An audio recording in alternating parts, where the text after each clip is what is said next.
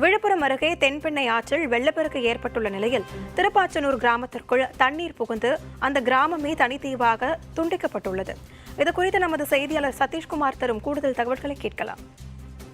விழுப்புரம் மாவட்டம் திருப்பாச்சனூர் பகுதியில் செல்லக்கூடிய மலட்டாற்றில் வெள்ளப்பெருக்கு ஏற்பட்டு ஆயிரக்கணக்கான ஏக்கரில் நெல் பயிர்கள் தண்ணீருக்குள் மூழ்கியுள்ளது.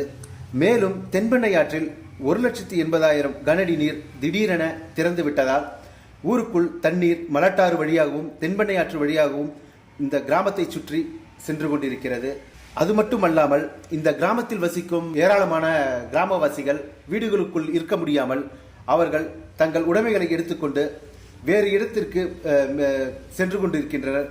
மேலும் அந்த பகுதியில் எந்த நிவாரண பணிகளையும் செய்ய முடியாமல் அதிகாரிகளும் செல்ல முடியாத நிலையில் தற்பொழுது இருந்து வருகின்றனர். இதே போல தலவானூர் கிராமத்தில் ஏற்கனவே அந்த பகுதியில் தடுப்பணை உடைந்து தற்போது வரை அந்த தடுப்பணையும் கட்டப்படவில்லை. மேலும் 1,80,000 கனஅடி நீர் வந்ததால் ஏற்கனவே உடைப்பு ஏற்பட்டிருந்த அந்த தடுப்பணையில் இருந்து ஒரு பகுதியில் உடைப்பு ஏற்பட்டு ஊருக்குள் தண்ணீர் புகுந்து விட்டது. அந்த பகுதி மக்களும் என்ன செய்வது என்று தெரியாமல் அந்த கிராமத்தின் உள்ளேயே முடங்கியுள்ளனர்.